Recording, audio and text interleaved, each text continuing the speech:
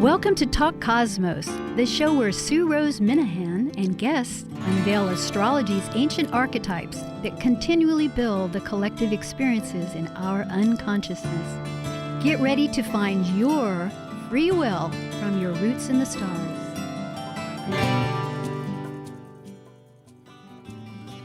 Hello, this is Sue Rose Minahan, Talk Cosmos, and today is September 7th, and the program repeats on a Thursday morning at 6 a.m. Pacific time, and that would be the 12th of September. We are still in the Virgo archetype, and Virgo actually is the sixth sign of the zodiac and is looking from the ascendant, starting with Aries.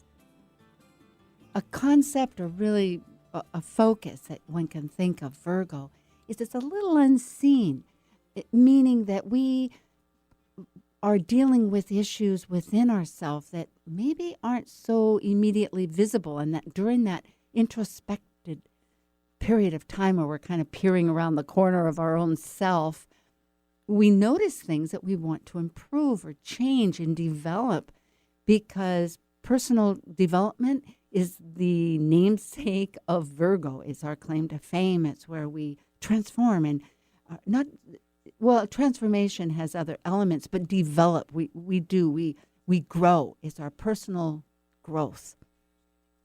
Just visually, it is that 150 degrees from the opposite view, from the very beginning of Aries into the Virgo archetype. The subject for today is Kabbalah's letter Yud, or Yod. It's Y-O-D, and it is also the Divine Mother within. And Kabbalah is a very ancient study from thousands of years ago. It's a mystic, esoteric understanding, and astrology is also.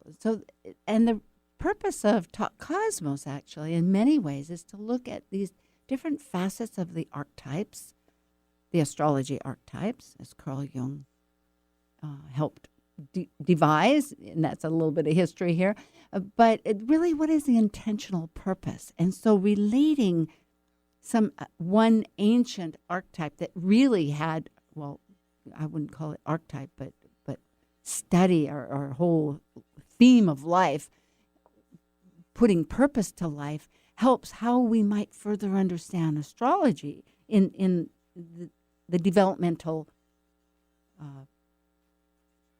direction of each of its signs. And we are, as again, concentrating with Virgo. So tonight we're speaking with Dana Lee Bernbach. Dana and I have been doing several of these programs. We did Aries and Taurus and Gemini, and now we're doing Virgo, and we will do a Scorpion one. And Dana is a certified evolutionary astrologer, and it's through Maurice Fernandez, his complete course of evolutionary astrology. Dana teaches sessions, and she is devoted to understanding this entire relationship. There are 22 Hebrew letters, building blocks of creation, and understanding the relationship of the letters with the zodiac and how they influence our life and our soul's journey, which is actually the aspect that both of us pursue, is what is our soul and its growth? That's evolutionary astrology. Dan is a pediatric nurse practitioner back in the New York area. So I am greatly pleased to say once again, hello, Dana, as we pursue. Hello, Sue. Hello, everybody. Great to be here with you, as always. Yes. I think a lot of our studies, it's so amazing because each study has a way of describing this relationship or essence. And psychic energy and Holy Spirit combined with mother energy, and then the totality of Yud, which is the smallest particle. I know I'm jumping all around, and you'll help decipher all this. The smallest particle, the smallest letter of the of all the Hebrew letters, which is essential in everything, is like a huge capacity to even begin to unravel. But it's so essential. Yeah. Yes. Well, quite fitting that Yud has the correlation with the largest constellation in the zodiac when you look at Virgo, the high priestess. But it's quite a journey, as always, preparing and processing and studying with you. So it's such a journey, every letter, every sign. And this one is just so paradoxical in some ways, because when we look at Yud, as you said, actually the tiniest little, like almost a dot in the Hebrew alphabet, the tiniest letter of the 22 letters, the building blocks of creation, according to the Kabbalistic tradition, it actually parallels with the first letter of the Tetragrammaton. Yud, He, Vav, He. Yud is the first letter. The name of God, yes. The name of God, which is, and those 4 letters connect with the 4 parallel dimensions. Atzilut, the divine world. Then there's Bria, the archetypal. Then there's Yetzirah, which is the astral. And then Asiyah, which is the physical plane, the Yud, He, Vav, He. And the first Yud is considered, because when we talk about these, everything in polarity, because that's how we know things in this world, the Yud is the first emanating masculine principle. The Yud is, in some ways, in many ways, considered the seed, the sperm that gives life to all the other worlds. And yet, by the time we get downloaded to us in this final He of the 4th letter, we're in Virgo, the feminine, divine mother, Holy Spirit principle. So quite a funny paradox there. Immediately, this is a perfect introduction because, again, it shows the continuity of masculine, feminine in the totality. And it seems every single letter in various ways illustrates this whole concept of this creation force that unites both. And as you say, if we didn't have the duality or polarity of life, we couldn't compare and understand it. But yet it is that really unified form that creates. And it also, from what reading, because at certain times it's hard to understand exactly the differentiation of reading, but it's the beginning and the last, so that with the last, if Yud is used at the end, I think of a word, because then it means me. It's possessive for me. Yes. So I love that as you've said, that it has this, and each of the letters of the tetragrammaton, which for other people is like 4, tetra 4, and gammon is I think has something to do name. Okay, thank you. Yes. So it does embody both male and masculine, we should say, and feminine. Yes. And I think it's so, talk about this, everything coming around into the circle, these seeming dualities that again finally reach a one. This duality, this contradiction that really is a paradox that really in the end rises all above it. Because of course, I think what it shows us, this the seed coming down, creating through the worlds down into ours, it really, and then how it becomes this feminine principle of our earth. But in the end, as in the beginning, it's all one. It's not just masculine or just feminine. That's just how we see it. And so important every time I read further. I know you would send certain information and I would, and then I grabbed a book too, because as you say, it brings it down to the feminine of Mother Nature, mother, I mean, you didn't say Mother Nature, but sometimes I quickly go to that because in Virgo, it is Ceres, which is the Greek way of Hera, or the goddess of sustenance and food. Yes. In the mythology, she restrains, nurturer. restrains that nurturing. But where it is in our chart is how we nurture ourselves for sustenance. And so I'm thinking how amazing to involve in this creation the force of the feminine. I know, and it was a matter of remembering the unity, because there's a book called what is that book? I think it has to do about the mother. I meant to write it down, or else I've Is got that it the one that we were reading about and listening? No, it's not. It's one I actually got in the free library, and it's a very famous book. I don't know why somebody gave it up, but it's I'm not sure.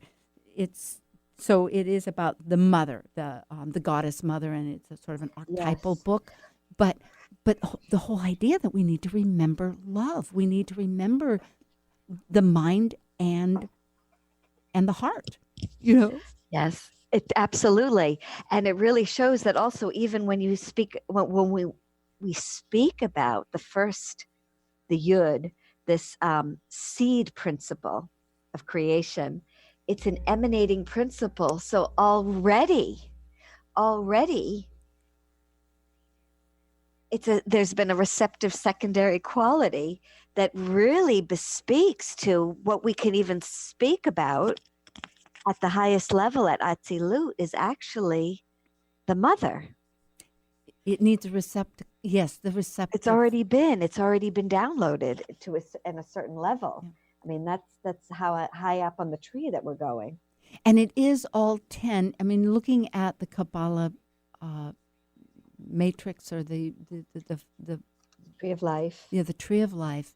Yes. It is all 10 of the, and for those people that are not akin or really knowing about this, there's 3 above of the top is all Keter, and then there is what refers to as Yud, and then there is Binah.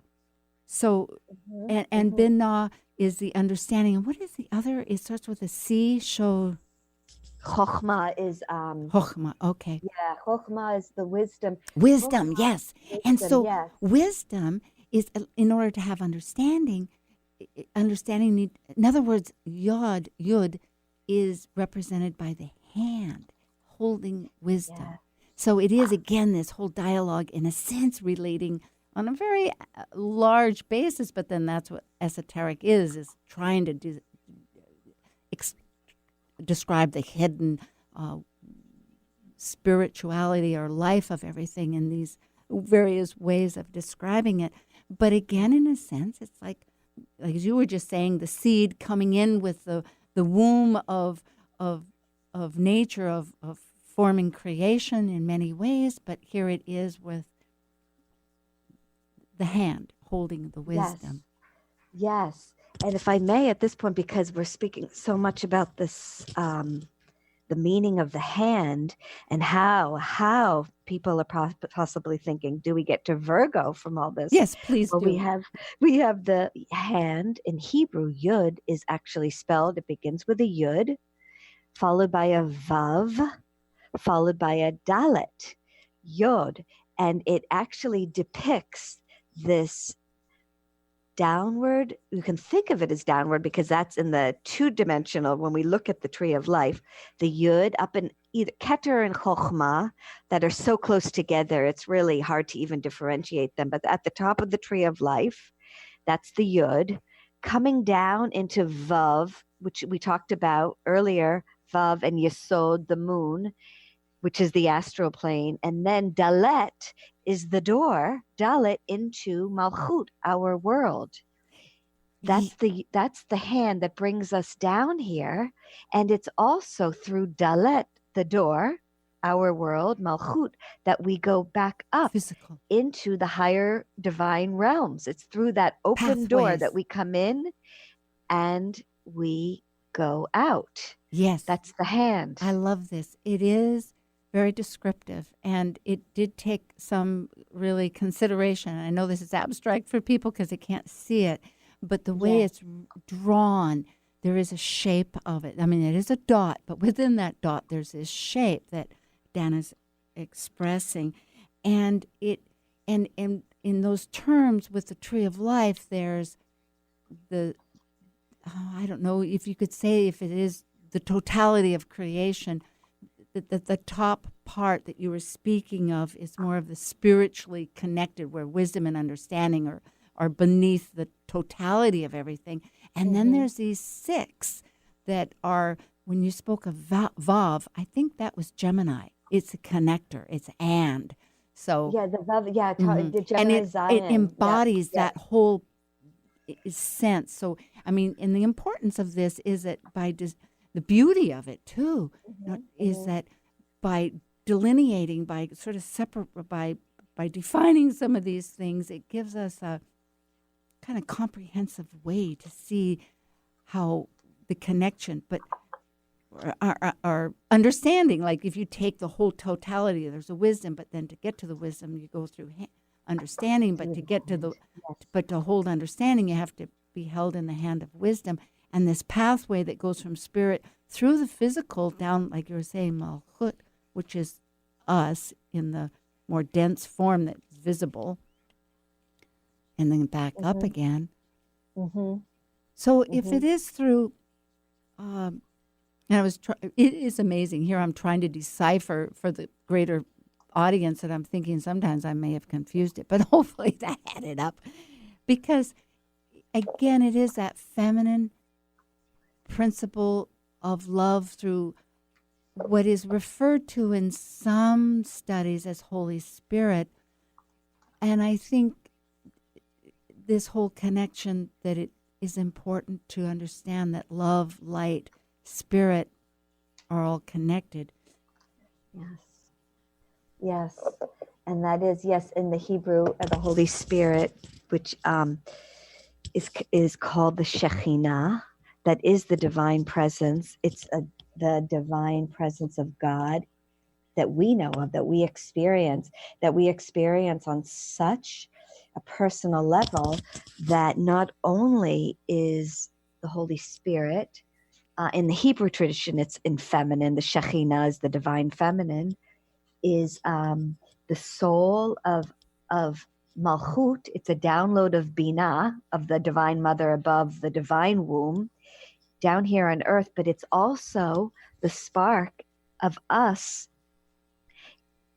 the divine mother within. We have the Holy Spirit, the Shekhinah, that dwells within us, and that is our higher mind. That is heart and mind together. The higher mind. Yeah, the heart and the mind together is really the higher mind.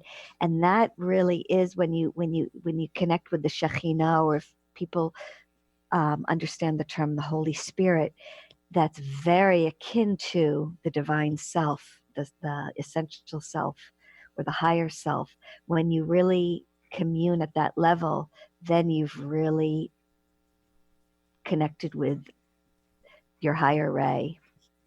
Yes, to understand, like through the Virgo, when thinking of through the Virgo need or purpose of developing our growth, of looking at ourself within with love, as besides just the mental just self-criticism or whatever, as getting beyond the limitations. Yes, I think that's so interesting that you said that, because it really is, there's something very closely related with the left mind versus the right mind. And with the Holy Spirit, it's first tapping into the right mind and then unifying and going above. So it's sort of, I see it, the left brain is very mercurial and problem solving. It's also very related to the ego. And then when you slide on over to the right mind, and this is why I think that Mercury is seen as the ruler of both Gemini and Virgo. And yet it was with Virgo, through the yod, through the hand, that we can elevate, we can rise to the higher mind. And that's how. I like it, particularly because Mercury does Gemini. I mean, it rules the hands, right? There is Yes. that essential part too. And I was reading, there's various things online. This is really quite a wonderful reference for anybody that was interested, but it's www.kabbalah dot v like Victor, but his name is different with his last name is KOREIS.com, 23 letters, and it's Yod. So he was bringing up that as a baby, our hands are clenched as though we're holding on to our life. And then when we perish or pass, although I've not observed this with people, our hand is open as though we're letting go. So that's interesting. Yes, yes. And bringing it back to our astrology friends, all of us here, how fascinating that the Yod configuration in the chart is based in part on the quincunx, which is such it's considered a Virgoan aspect because of that impetus towards perfection. Absolutely. I have one in my chart. I'm fascinated by them. It's I feel so important. And I read a great deal of that also in preparation. And it fascinated me. Before we go into that, it fascinated me. I want to go back to what you had brought up about the whole visual drawing of the letters. Because in the Kabbalah system, how each letter is drawn, which you indicate, having studied, I am thankful for that, but it's very important. There's meaningfulness. There's meaningfulness with every single thing, and which I also want to jump and say the fact that it's the smallest letter and in everything included in every word is every letter. Yeah. It builds every letter. Oh, yes. It means that nothing is insignificant. Everything has significance, and that it being included with everything gives that emphasis or clarification that the spirit is included in every single thing, and that's what it says too. So it's amazing. And we experience that with Virgo, even in the mundane, that which we could argue the mundane is not really mundane, but the focus on details that's so inherent in Virgo, because of this feeling that every little particle has meaning and is so important and has purpose, and then you and I talked about this in preparation, that sometimes in the interest of time in our dimension, we have to prioritize and let go. And yet the Virgo impulse is to no, everything's important. I have to do that. I have to dot this. I have to do that. I have to write this down. I have to give credence to this. Maybe I'll forget. Exactly. Oh, thank you. That does really tie it in together. And that's the whole reason we're doing this is like, well, how does one replicate and how does it go? Well, this quincunx is most amazing. And I know we're going to take a little break. I'm just trying to figure out if we have 5 minutes or not. But anyway, I'll lead on to the quincunx because it's quite a thought. The quincunx, it says, is 5 measurements. I think Rick Levine often gives it that. I mean, if you break down the word, it's Quin and then kunx, quincunx. And so but it is from the ascendant. Everything is on that blueprint from Aries, like what's the pattern. And so it's 100 it's 360 degrees around, but it's 150 degrees to get to Virgo or on the other side of Scorpio, so that it's not easy to see those sides. And so at any rate, getting to the quincunx, in the chart, it's like also a long triangle, And I'm wondering how, trying to relate some of that with how the actual yud, or it's called yod in the chart and yud in Hebrew, but in some ways there's real distinctions of how that relates. And I think, let's see if I can just find the right note where I wrote that down, because the description was just beautiful. And it was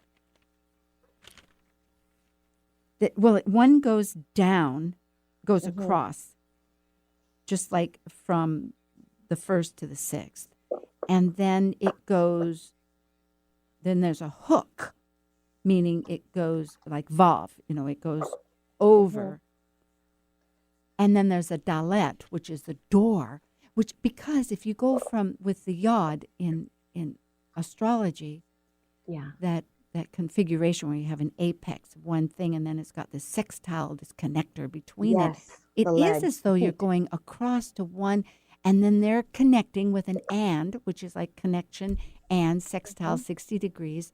And then that doorway of coming back, because the energy is actually as a blueprint from Aries, what begins from that separation, that start, over to the Virgo of the development. Okay, we're developing, we're critiquing, we're figuring out all these little details like we mentioned, and then we're connecting up to the 8th, which is saying, okay, are we going to give this life or not? It's going to either manifest and get together and form a new life, which is in a way regenerative. It may not be exactly as we started, but in order to keep going around and be useful in the chart, it needs, and I'm realizing we have this configuration with every sign. So to manifest our whole chart, we almost need to look at that. It's called the finger of God. We'll take a brief little break here. This is Talk Cosmos with Sue and Dana Lee Bernbach, speaking about Virgo and Kabbalah, 6th letter Yud or Yod, which is the mother divinity within.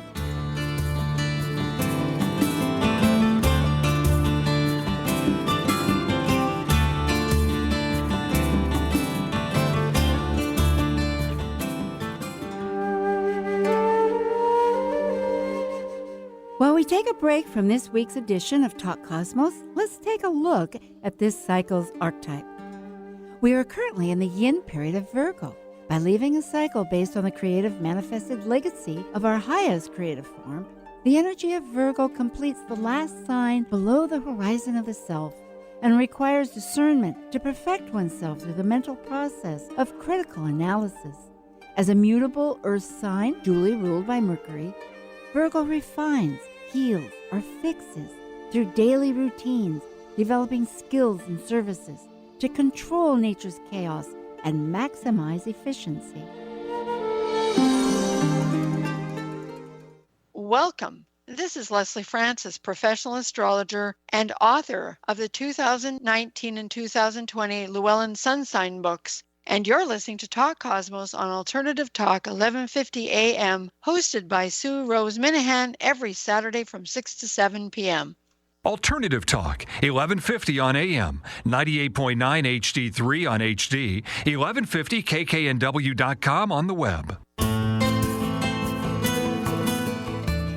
Hi, Dana. We're back again. Yes, and this is September 7th, and it's being repeated on the 12th. And we were just speaking of Yud, the 6th letter of Kabbalah in its relationship to Virgo. And I was just going through quite a hierarchy of that whole dimension of the Yod in our charts.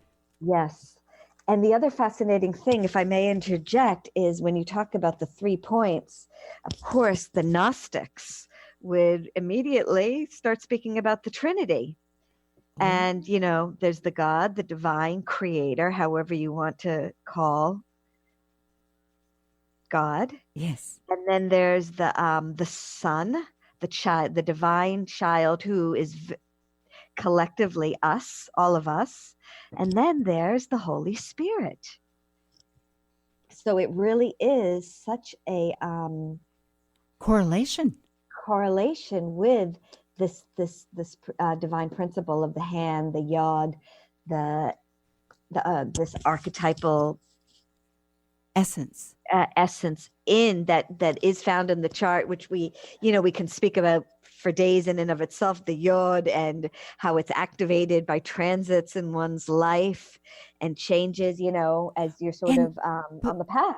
And connecting that a little bit, if I'm glad you said that, because really this Virgo capacity of taking that seed, that spark, like in the, whether it's from, like you were saying, the Gnostic of the divine creator, but it's that unity of remembering it's spirit. It's not just a mental, and it's that love. A child is created from love. And then I'm thinking too, in the apex of the yod, it is appropriating those details to see which ones work and which ones won't before we present it to the next spiritual connection. Yes, and it really, one thing I want to, if I may interject at this point. Oh, please do. Because the Yud also, in the Kabbalistic tradition, is considered a letter that adds or releases some form of compassion into the array. So, the notion is if you add a Yud into your name, let's say, it brings more compassion, it softens things, it's merciful, it brings mercy. And it is so fascinating how this corresponds with the Virgo-Pisces axis. These two sides of the same coin, really. With Virgo, we talk about, on a again, mundane level, we speak about dosage. I know we speak a lot about that in Maurice's course when we talk about Virgo dosage. And you and I just mentioned that in terms of being able to discern what's absolutely necessary in the interest of time. And then Pisces is that release, the great release, just dissolving it all. Submission or surrendering and forgiveness. Yes, compassion. Yes. So they really are, they both are two sides of the same coin of the compassion, forgiveness. That's how we connect with the Holy Spirit, is through those principles. It really is. It's a rising above literally the left brain through forgiveness and mercy and compassion. And it stems from humility. Humility is often, I'm just seeing here in my notes, brought up with Yud because of the thought of the smallness that in comparison to the totality of everything, but it relates to everything you've just said, that humility, to remember that process seems to be so important. And I guess too, maybe that is just thinking of Virgo as a more traditional way of looking at it, is it is self-critiquing, it wants perfection. So therefore, after coming from Leo, that has the height of manifestation and creativity, which needs to be expressed, but then in its natural progression to finishing the development of the self, which is the sixth house, below the horizon of the whole chart, and then entering the other, which is in the seventh house. One wants to be as full as possible. And that's where you look at those maybe parts that one hadn't recognized, or maybe were criticized by the person or however it comes into your consciousness that you want to prepare yourself for. But let's see. But it is the beginning of the path of the disciple. Absolutely. When we meet the sixth house, that's where we really start galvanizing the path. That's where really perfecting whether it's through an art form, a profession, the workhouse, all of that. But it really is looking upward, taking it to that Oh, and transcendental, higher self level. that's perfect, because going back to the way it's drawn, the first part points to God, the second part points to earth, and the third one connects them. I read that too. Yes. So again, it's that whole unity, because again and again, all of these aspects seem to point to spirit in different way, whether it's a connecting, but in this one, it's everything. It's a whole ball of wax. And it's so incredibly supportive of this whole aspect of the conversation that we've arrived at, is that the name in Hebrew for the sign Virgo is Habitulah, which is the virgin. And Bitulah, the root of it comes from vatel or levatel, which actually means cancel out. And what it really alludes to is that humility, not the false humility, but the real humility of Virgo, is the canceling out of the lower self, in order to walk the path of the disciple or the initiate. Ooh, through love. Really, the ego, it's canceling out of the ego. Or the ego that is for the self-purpose only, remembering, rather that why is the purpose but of service, which is also so much. Because really, when you think about nurturing and food that goes into series and all of it, it's to provide sustenance for others, So there is this, and also we would be, if one looks at life in general, it needs each other in some capacity. There's limitations just in any one form once you break up things into duality. So without some rapport or some support, things fade. It doesn't last. I mean, a plant needs some kind of water. It needs some soil. It needs some air. It needs the sun. If nothing else, there's that relationship. There's always something. So I think when it speaks of lower self, it means the more unkind emotional or survival needs that say only for me, for no one else. Whereas instead, like looking at energy itself, life itself, it gives to all. Absolutely. Yes. So humility is important. It seems to be a theme. The smallness, of detail is a theme. The feminine, which is interesting because, again, with Yud, it is initially a masculine sign. I mean, it has there's always everything on left side, right side. But yet everything about it embodies that, bringing in that factor of love. So it really must go back to this whole idea that the totality needs both. And it's undivided. Yes. I mean, we see it as the masculine. But everything that's spoken of in the created world is already been born through the feminine. Oh. Which is such a Gnostic concept. But really this is where we get into the divine Sophia, which is the wisdom. So that they would say that even that first, there's the Keter, but Keter Elyon is something that is so beyond masculine and feminine. And that in and of itself is the great cosmic egg. So that in and of itself is a receiver of the Ein Sof, this force that, to even discuss it, it's really, we can't even really conceive going of it. To the Yod, the quincunx that we'd both brought up, 150 degrees, and in looking at this, it's something I just looked online. the finger of God. And it's interesting. It is called the finger of God. And what it suggests is that it is that need to integrate. And it's a need, I just had seen it, like a spiritual message whispering, conflicting energies that can work out harmoniously.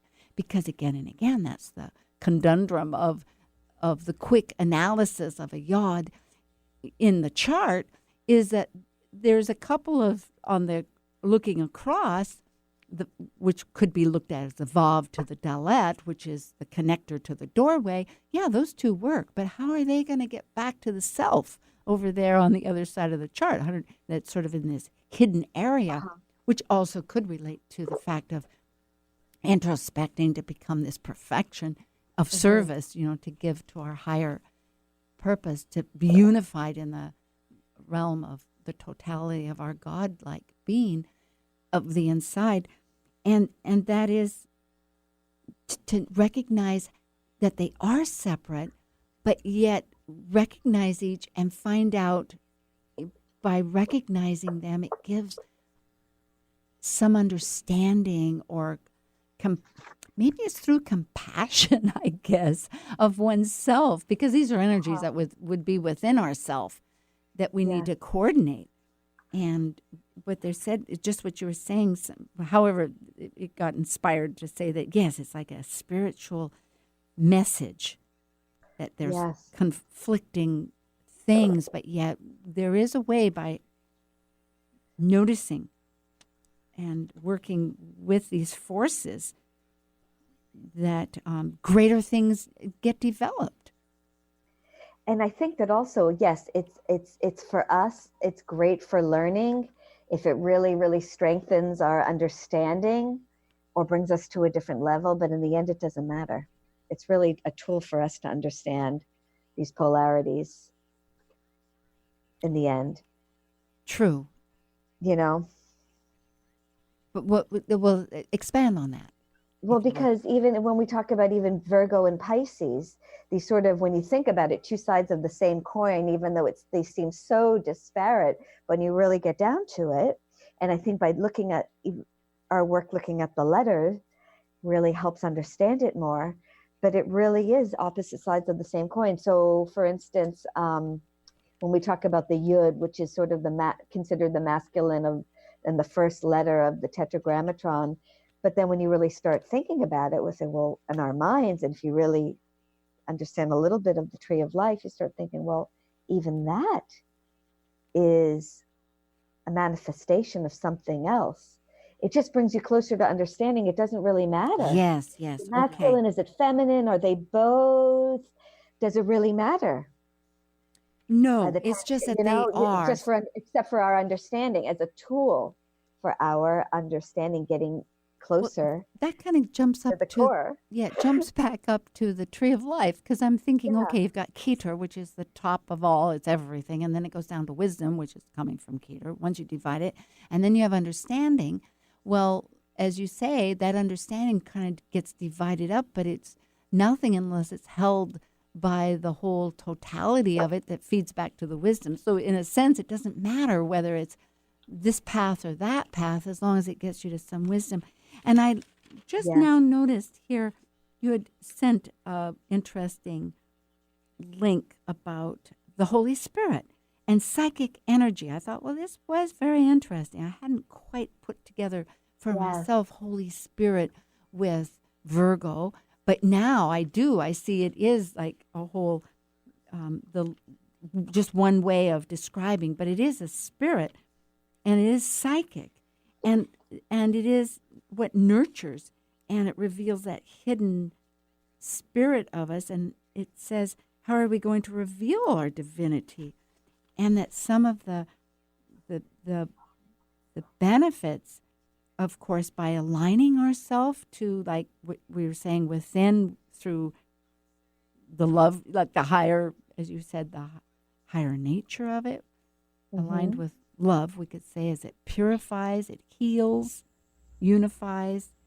But healing, that's such a fascinating part of Virgo, because it is that part where maybe because if you go back to Ceres, the goddess who took away the life force because she lost her daughter, that's jumping into the mythology of it, but also, nature has a dormant time of winter and a abundant time of growth, but when Persephone comes back and there's growth from the underworld and growth and life, that's healing.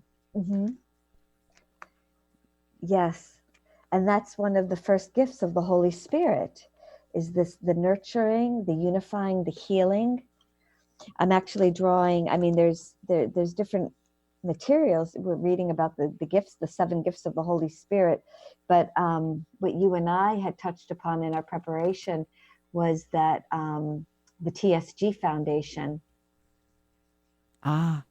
Very much. And I want to give credit to the author, Torkom Saradarian, and Gita, who is carrying the torch now, but have written extensively about the astrological archetypes, but particularly with Virgo being the Holy Spirit. These are good references because all of this is things that for those that are interested. And I just noticed the book, The Return of the Mother by Andrew Harvey. That's it. And one part that jumps out in my notes is reconstructing vanished part of self into conscious light.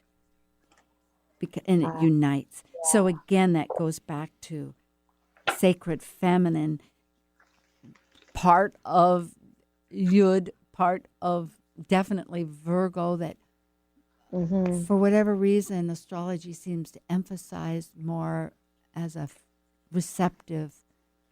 Well, there's always this going back and forth. Yes. But maybe that is linking as to why, like our arming oneself with love, which is interesting. Arming, again, with the Yud, which is the arm or the hand, whether it's drawn or whether it's reaching down. And as you said, going back up as far as all these spiritual concepts in the tree of life that come down to our physicality and then go back up, so that there is this circuit, this path. Yes. And the way to the path, and this again, this was such a beautiful metaphor written by Turcombe in his book, where he touches upon the whole Virgo principle, is developing the pearl within. Ooh. The pearl is the result of appropriation of matter into spirit within the human being. So it's taking the matter, and some spiritualists, some traditions think that you cannot integrate spirit into matter. But what he was writing is that this is the alchemical process of raising matter into spirit, developing the pearl within, whether it's on the personality level, and then for the path of the disciple, the higher self and the Holy Spirit, which is the Holy Spirit. That's just such a beautiful image. And I must say there's a stone, right? Pearl is one of the, I believe it's the stone of that time of year, this time of year. Well, it could be. I thought pearl at one time was Gemini in June, but okay, they keep getting shifted around. And then you think about it, it reminds you of the moon, right? So how can it be? Absolutely. And then I think of oyster. Something about the oyster, oyster, right? Well, I just pulled, I do pull oracle cards, and not very often because other things happen, but I was yesterday I was elsewhere and they had some decks, and there's the animal spirit deck, which is fascinating. And I pulled 3, and I thought, well, let's find one more. And there was oyster. Oh. So I'm so glad to have you bring this up, because I love that card. Yeah, the earlier ones were a little bit strenuous for the spirit. Yeah. So I was glad to kind of get something. Okay, there is a light, right? The reflection. And that's another thing. The pearl, it reflects light.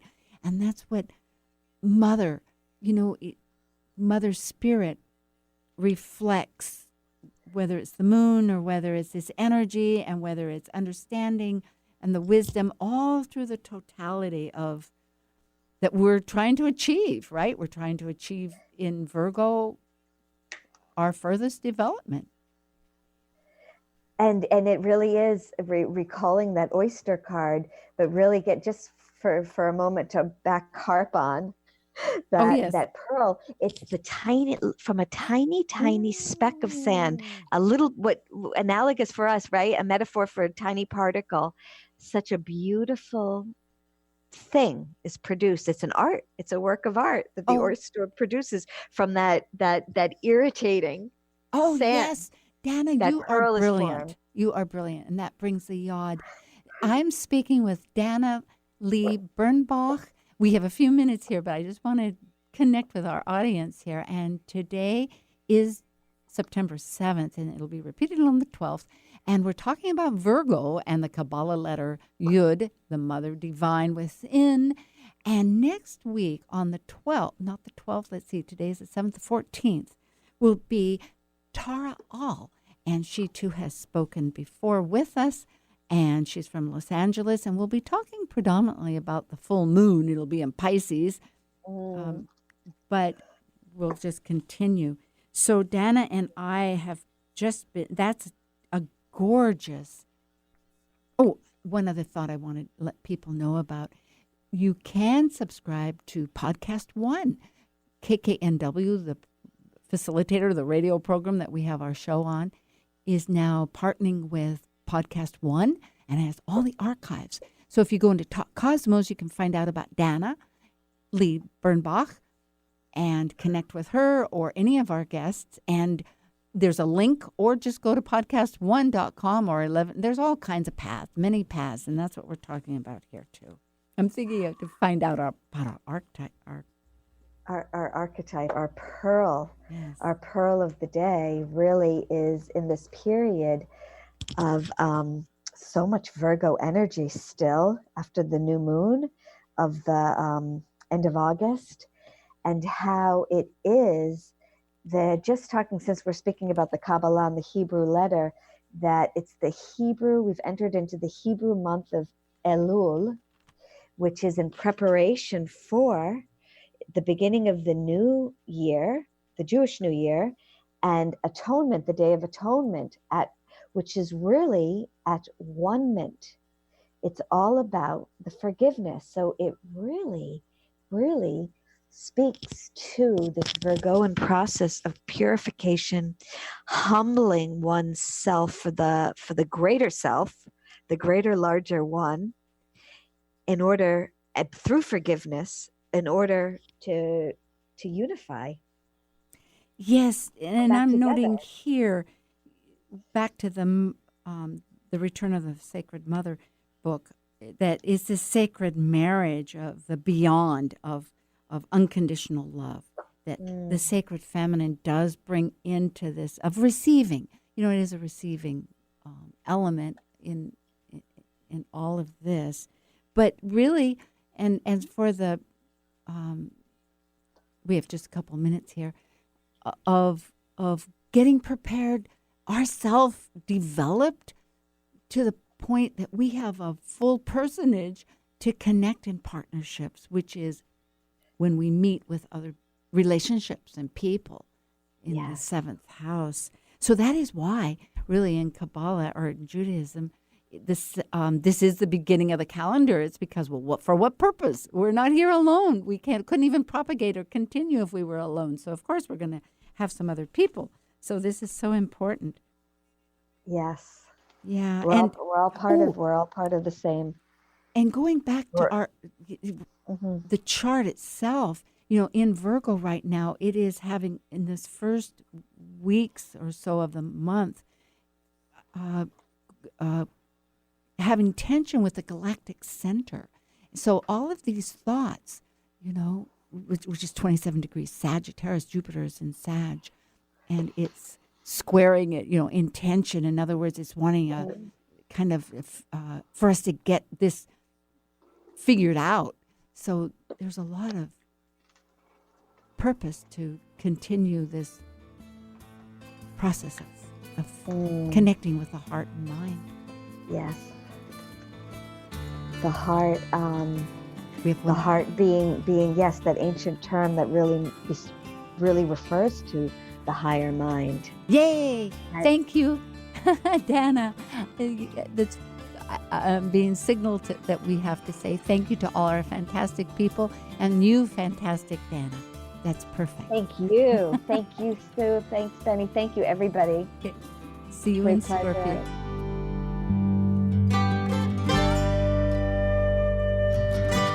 Thank you for listening to Talk Cosmos, the show where Sue Rose Minahan and guests unveil astrology's ancient archetypes that continually build the collective experiences in our unconsciousness. Be sure to tune in next Saturday at 6 p.m. to continue finding your roots in the stars.